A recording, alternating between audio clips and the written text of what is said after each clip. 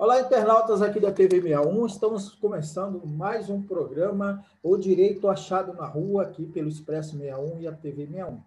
E a minha entrevistada de hoje é a professora Sabrina Dorigon, que ela é lá do UniCeU. E a professora Sabrina, ela é organizadora do volume, é uma das organizadoras, né, do volume do volume 9, nono, do Direito Achado na Rua, Introdução Crítica ao Direito Urbanístico. Nós vamos falar com ela sobre a negação do acesso à cidade do povo, à cidade do povo de rua, a ilegalidade de remoções forçadas durante a pandemia, violações aos direitos humanos dos reprimidos e higienização urbana. E hoje, como é aniversário de Brasília, hoje 21 de abril, a gente vai falar também sobre o aniversário da cidade, né? Brasília é um ícone aí da questão urbanística, né? A organização urbanística de Lúcio Costa, e, enfim, é sobre isso que nós vamos conversar. Como vai, Sabrina? Tudo bem? Oi, João, boa tarde, tudo bem? Tudo ótimo. Tudo bom. Então, você poderia falar um pouco mais sobre o seu trabalho, né? Você é professora do UniCeU e participa, é membro do grupo de estudos do Direito Achado na Rua. A gente podia começar você falando sobre o seu trabalho com o direito achado na rua e depois a gente entra nos demais temas. Tá bem. Obrigada, João, pela oportunidade de estar aqui falando sobre o direito achado na rua e também o direito urbanístico, o direito à cidade, né? Então, como você adiantou, no ano passado a gente fizemos o lançamento aí do volume 9, então envolvemos aí mais de 100 autores de todo o Brasil, tratando um pouco das suas distintas realidades, né, de como os estados, os municípios vêm tratando o direito o direito à cidade e garantindo ou não garantindo esse direito à população. Então, esse livro que está disponível também, né, no blog do Direito Achado na Rua, é um marco, assim, né, para trazer essa perspectiva sob o ponto de vista teórico do direito achado na rua.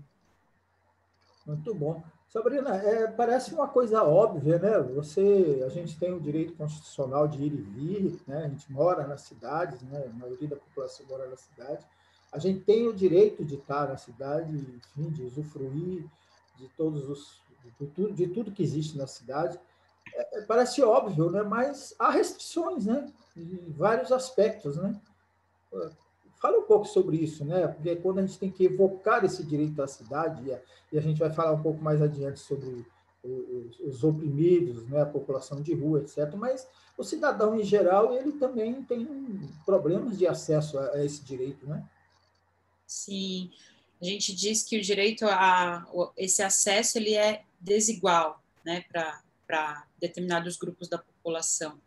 E é interessante, João, a gente está fazendo essa conversa hoje, né, no dia que Brasília faz 61 anos, porque justamente no momento de fundação aí de Brasília, né, e de escolha de projetos e tal, havia uma perspectiva, havia uma crença, né, de que isso aqui seria diferente, né, que o Distrito Federal, a própria Brasília, aqui essas relações se dariam de uma maneira diferente, justamente pela fundamentação teórica, né, aí dos construtores, né, Lúcio Costa e Niemeyer.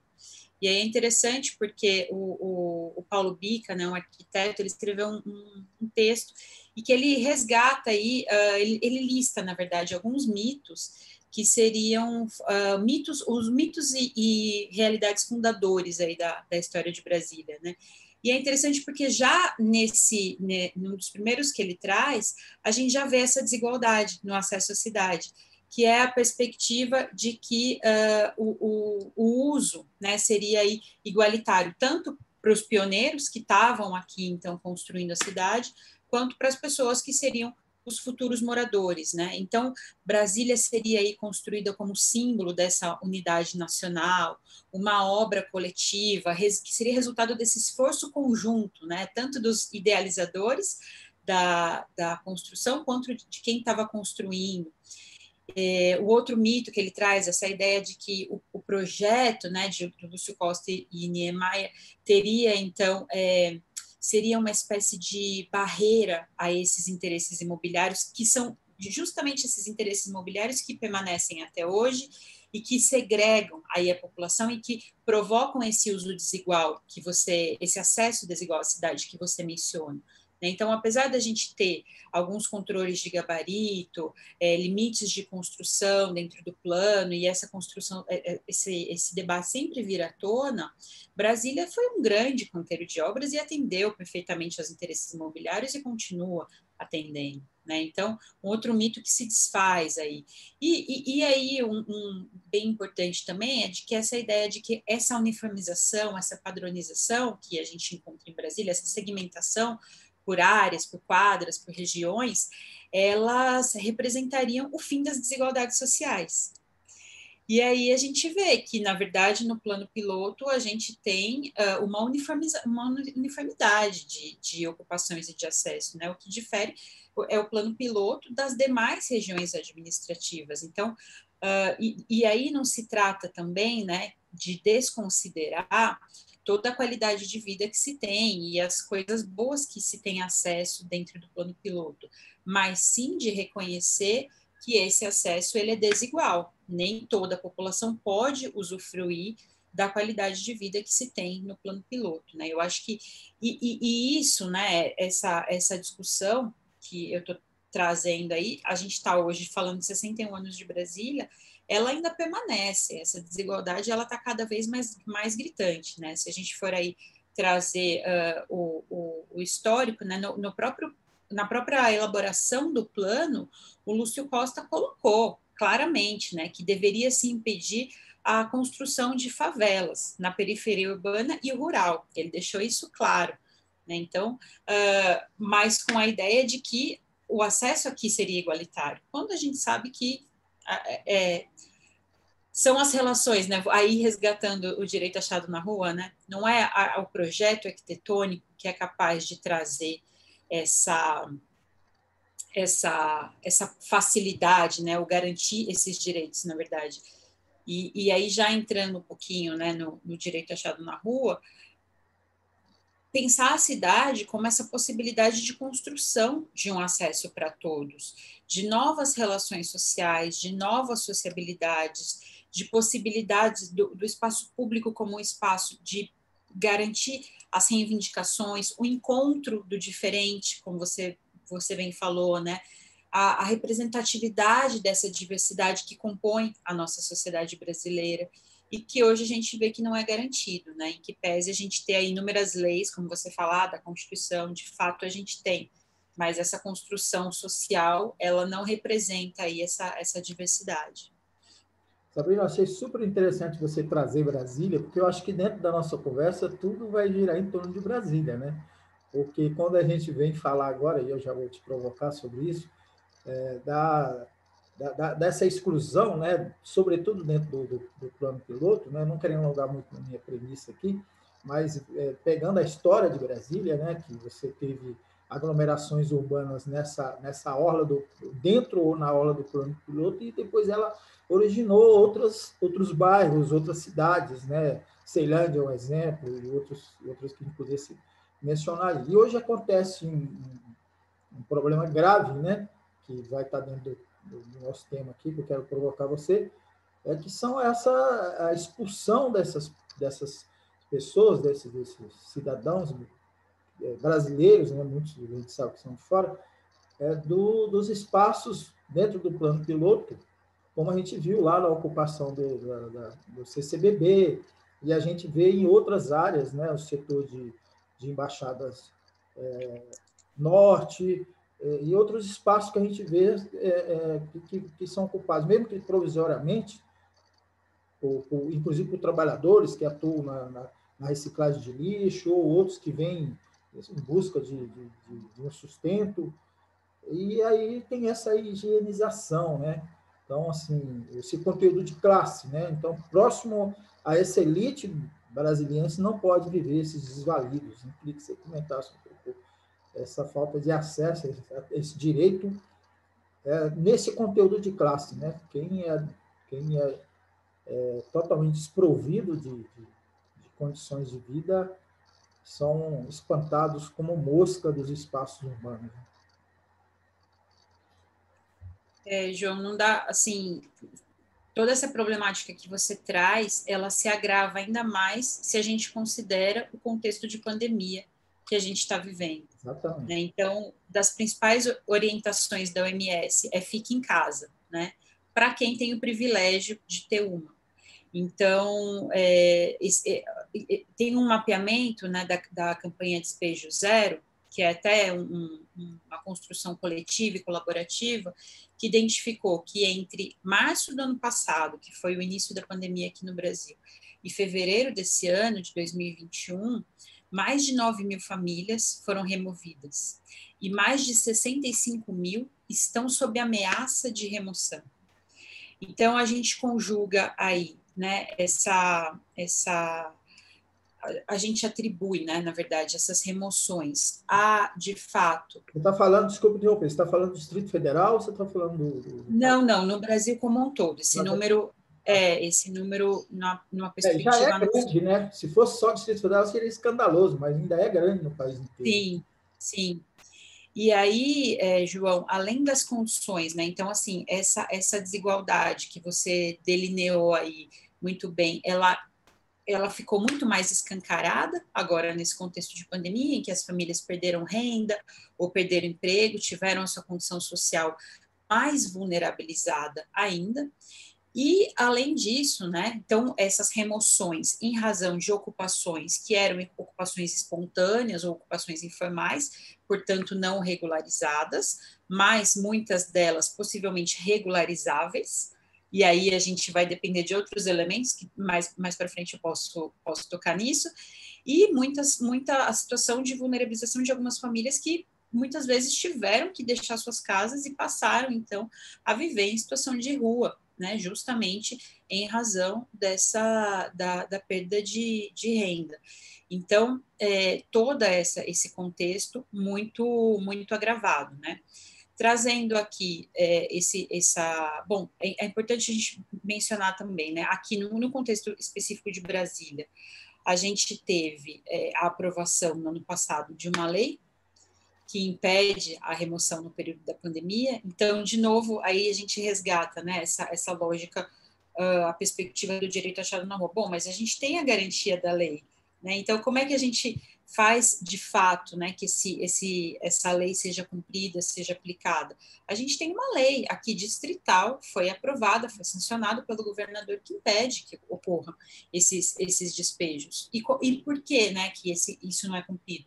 Bom, além dessa lei, como você mencionou, a gente tem a Constituição Federal, a gente tem tratados internacionais, a gente tem orientações da ONU sobre remoção adequada, né, que isso fora no contexto de pandemia, ou seja, você já tem diretrizes de proteção de direitos humanos e de impedir, né, de vedar aí remoções que sejam feitas de forma truculenta, sem decisão judicial, que é o que acontece na maioria das vezes, uma ação administrativa do poder público, do poder executivo, e principalmente agora nesse contexto de pandemia. Então, uma das pesquisas que a gente fez no CEUB, no fim do semestre passado, e a gente está concluindo agora para poder publicar, foi o levantamento de diretrizes, então, de Ministério Público, de Conselho Nacional de Justiça, de Conselho Nacional de Direitos Humanos, da ONU,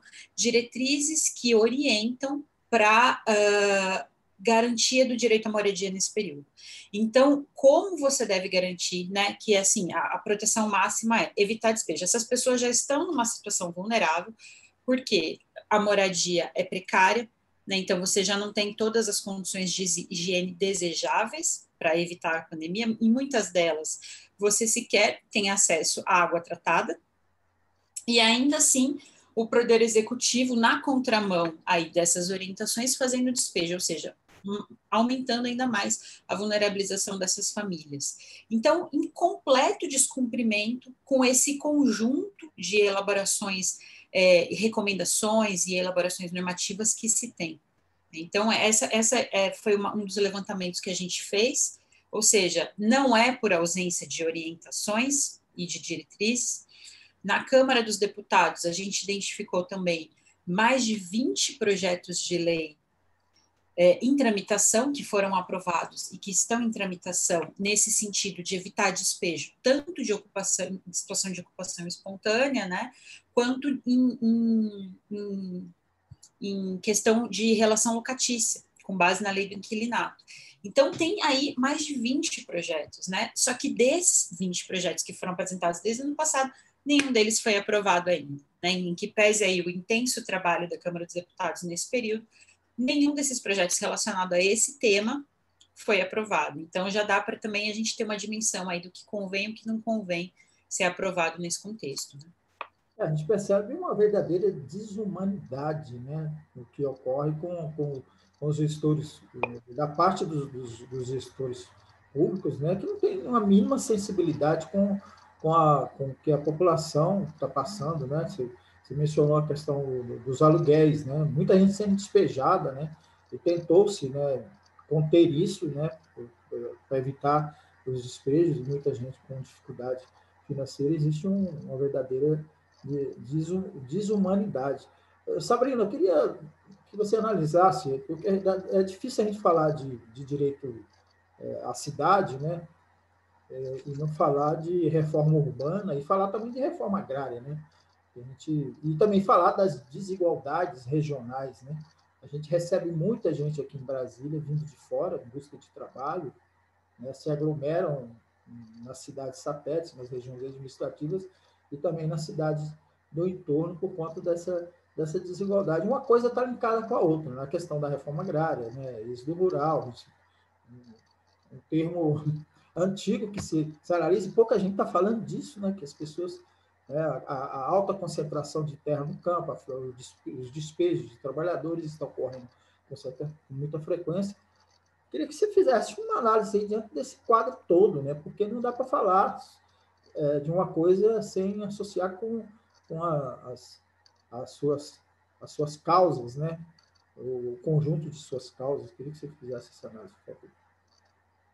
João, você falou de reforma urbana, então vou me permitir aí fazer um resgate do processo constituinte, que foi aí a primeira conquista, né, estabelecida na Constituição Federal de 88 desse movimento nacional de reforma urbana, que foi os artigos 182 e 183 da Constituição Federal, que formam o capítulo da política urbana. Então, que estabelecem aí algumas diretrizes para essa garantia do direito à cidade, da gestão democrática, da garantia e do cumprimento da função social da propriedade. Então, de 1988 até meados aí que a gente tem de 2016, a gente teve uma crescente de garantias de direitos, em que pese, né, a gente nunca só avança, às vezes a gente retrocede, não se trata também de ignorar esses eventuais retrocessos pontuais, mas a legislação sempre veio aí federal, né, nesse crescente de garantias de direitos. Então, depois da Constituição Federal de 88, a gente teve aí a aprovação do Estatuto da Cidade, em 2001, que até hoje é das principais leis que a gente tem regendo aí o direito à cidade, trazendo elementos de regularização fundiária, então, e trazendo, inclusive, instrumentos de garantia do cumprimento da função social da propriedade, regulando o que estava lá na Constituição Federal. Então, isso é uma coisa que até hoje, né, a gente fala, vamos cumprir a função social da propriedade. Recentemente, a gente teve uma campanha pelo cumprimento da função social da propriedade, e parece que é algo que já está na Constituição aí há quase 40 anos, ou seja, é antigo, mas ao mesmo tempo é novo, porque quando a gente fala nisso, enfim, os interesses imobiliários aí tremem, né, diante dessa discussão da função social da propriedade. E aí, só para a gente falar um pouquinho mais disso, um dos grandes problemas que a gente tem é conceber essa perspectiva do direito à cidade unicamente a partir de um valor de troca e não de um valor de uso. Ou seja, a propriedade tem aí um valor, uma prevalência sobre o direito à moradia, sobre direitos básicos do ser humano. Então, quando a gente fala em garantir a função social da propriedade, a gente está simplesmente querendo que aquela população que ocupa uma área, né, como prevê a lei, por determinado período de tempo, possa ter direito a usufruir daquele bem. Então, é importante a gente diferenciar o valor da posse e o valor da propriedade, porque de pouco vale você ter o título de proprietário e descumprir os requisitos previstos na lei para cumprimento da função social. E é isso que a gente vem enfrentando, né? É isso que, infelizmente, né, tem algumas pesquisas que foram feitas, inclusive uma pesquisa de professores da Universidade Federal do ABC, que demonstram que dos mais de 5.000 municípios aí que a gente tem, pouquíssimos municípios conseguiram estabelecer os instrumentos de cumprimento da função social da propriedade. Como? Não cumpriu a função social da propriedade? Notifica, IPTU progressivo. Ah, não cumpriu? Edificação, parcelamento compulsório. Não cumpriu? Desapropriação. Nenhum dos municípios conseguiu chegar nessa etapa de desapropriação ainda, que é algo que está previsto na lei, está previsto na Constituição Federal, não é nada revolucionário, é cumprir a lei. Né? Então, nem sobre isso a gente consegue dialogar, a gente consegue implementar. Então, isso seria uma coisa fundamental, porque a população de baixa renda não conquista o direito à moradia pelo direito de propriedade, mas sim pela posse, que é esse uso contínuo da terra. E é essa a grande discussão que a gente precisa fazer nesses contextos de despejo. Né?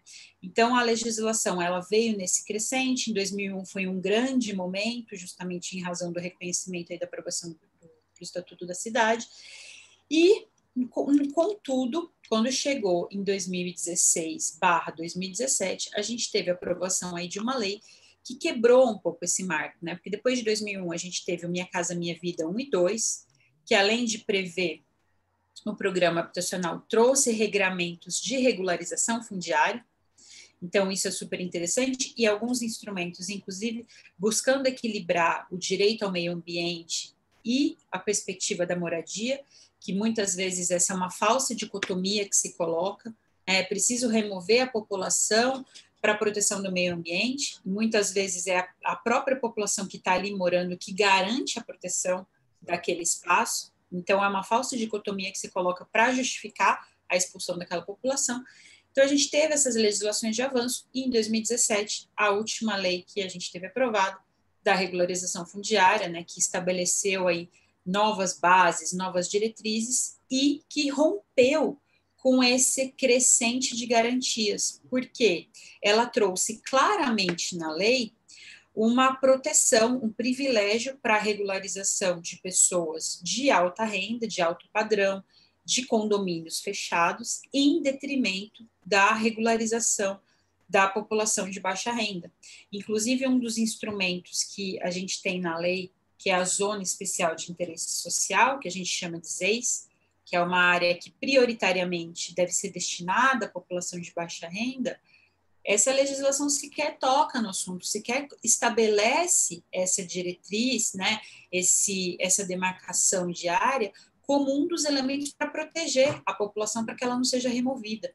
Então, foi um símbolo do desmonte aí dessa construção de 30 anos, né, que representou, a gente teve, então, essa ruptura em 2017, e aí agora a gente está disputando também, né, essa maneira de como essa legislação vai ser aplicada, né, de como vem sendo e de como ela vai ser aplicada. Interessante você pontuar isso, porque a gente percebe, né, que nos últimos 3, 4 anos é desmonte total de direitos, né, de proteção, os direitos do cidadão. Sabrina, vamos voltar um pouquinho a Brasília, aí, 21 de abril, aniversário de Brasília, e você estava fazendo uma análise interessante aí de como foi organizado esse espaço, e esse espaço, né, a gente que está aqui percebe que o cidadão comum ele tem muita dificuldade de acessá-lo, né? Então, por exemplo, quem mora nas RAs e vem trabalhar no plano piloto, ele não usufrui do que tem de lazer do plano piloto, né? Vamos esquecer que estamos numa pandemia, né? Se tivéssemos um momento de normalidade, né, que você tem todas as possibilidades de acesso, E tem gente que nasceu, por exemplo, no Gama, tem 50 anos e não conhece o plano piloto. Então, tem situações assim, né? Por que ocorre isso? Qual é a dificuldade que o cidadão que mora nas mais longínquas regiões administrativas tem de usufruir da sua capital? João, se a gente for aí fazer de novo, né? Se não dá para a gente começar a tratar desse problema como se ele tivesse nascido agora, né? Ele Exato. nasceu junto com a construção da cidade.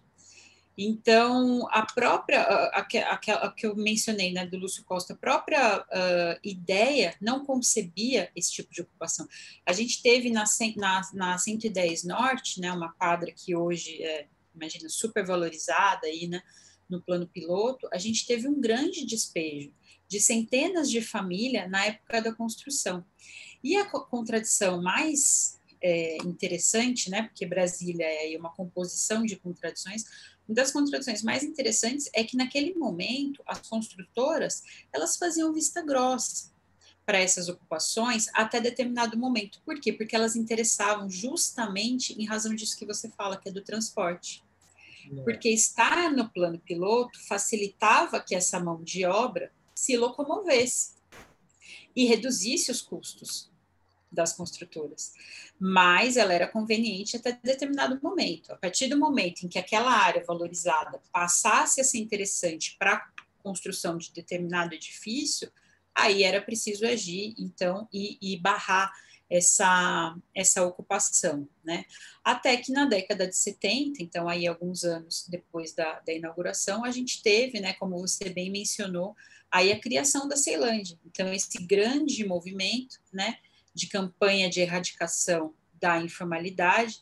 Então, a transferência de várias famílias da vila do IAPI, Morro do Querosene, né, o que era conhecido, para essas regiões da Ceilândia, Taguatinga, Núcleo Bandeirante. Então, uma demonstração clara de que plano piloto não é o espaço de vocês. E aí a gente tem essa dualidade, né? Precisar dessa mão de obra cotidianamente no plano piloto, mas não querer que ela esteja perto a ponto de atrapalhar a vista, de atrapalhar a visão e de incomodar, né, o nosso usufruto da cidade, né, nessa lógica. Né? Então, é até interessante que esses dias eu li uma matéria escrita pelo Nabil Bonduki, né, que é arquiteto urbanista, e ele fala que até ele está estabelecendo algumas possibilidades de nova sociabilidade na cidade pós-pandemia. E um dos elementos que ele coloca é essa possibilidade de que as pessoas criem novas centralidades. Porque como a mobilidade ela está um pouco restrita, você vai criando novas centralidades, então mais atreladas aí ao seu trabalho, ao seu consumo, à sua residência. Eu não sei como é que ficaria isso numa longa escala, porque, na verdade, a população que mora nas RAs mais distantes precisam se locomover para o plano piloto, que é onde está o trabalho, né? Mas essa seria uma perspectiva de se pensar de uma maneira interessante, de uma forma diferente. Porque, certamente, né, isso que você traz aí dessa segregação, além da questão de você ter menos garantias de direitos, menos políticas públicas, menos acesso à infraestrutura nessas regiões administrativas mais distantes, você também limita o acesso dessa população a espaços de lazer, a espaços de cultura, que também são elementos que compõem o conceito de direito à cidade. O direito à cidade não é só o trabalho, não é só o usufruto aí das ruas, compõe esses outros valores também. Então, eu não tenho, assim, não acredito muito que pós-pandemia a gente vai ter soluções melhores aí, mas eu acho que nos provoca a pensar em outras formas de garantia desses usos, né? Eu acho que essa situação está colocada, né? E aqui no DF, interessante, né? Porque a gente tem um déficit habitacional. O déficit habitacional, ele é composto aí de alguns elementos, né? Então, é precariedade na moradia, coabitação familiar, então, várias famílias, né, dividindo a mesma casa, obrigatoriamente, né, e não por opção. O gasto do orçamento familiar, né, o comprometimento de mais de 30% da renda familiar. Então, todos esses elementos compõem o que a gente chama de déficit habitacional. E, conforme levantamento aí da Fundação João Pinheiro, em 2015, aqui no DF, o déficit era de mais de 130 mil domicílios, ou seja, 13%, né, do percentual do Brasil todo, déficit habitacional, estava localizado aqui, e, claro, esse déficit completamente mal distribuído, né, distribuído distintamente entre as regiões administrativas. Então, é um número alto, né? Então, a gente teria, pelo último levantamento, né, São Sebastião, Sobradinho, Samambaia, Planaltina, como as RAs que concentram maior número de déficit habitacional. Então, é preciso voltar o olhar para essas regiões e pensar, repensar essas formas de construção.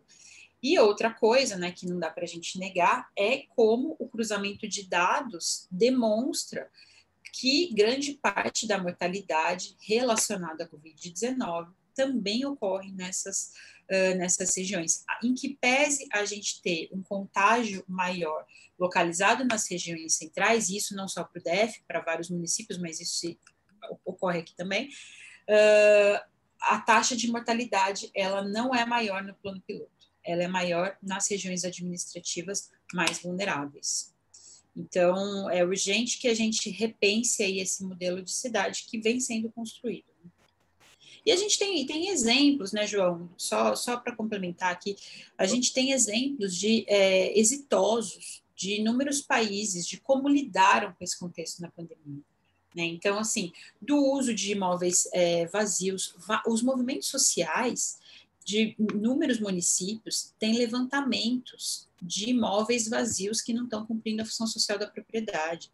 Por que o poder público, né, não disponibiliza, não viabiliza que esses imóveis sejam ocupados por essa população que está nessa situação vulnerável, principalmente agora? Então, a gente tem exemplos de países que fizeram isso, que fizeram essa destinação do imóvel, ou que concederam um auxílio emergencial, mas um auxílio emergencial que garanta que a população, que seja uma reposição de uma remuneração.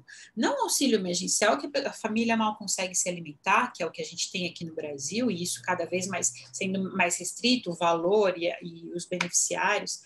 Então, assim, a gente tem inúmeros exemplos exitosos que a gente poderia olhar, se inspirar e adequar para a nossa realidade brasileira, mas, infelizmente, nesse contexto, né, que a gente está vivendo, é uma negação da realidade que só agrava essa situação de vulnerabilidade.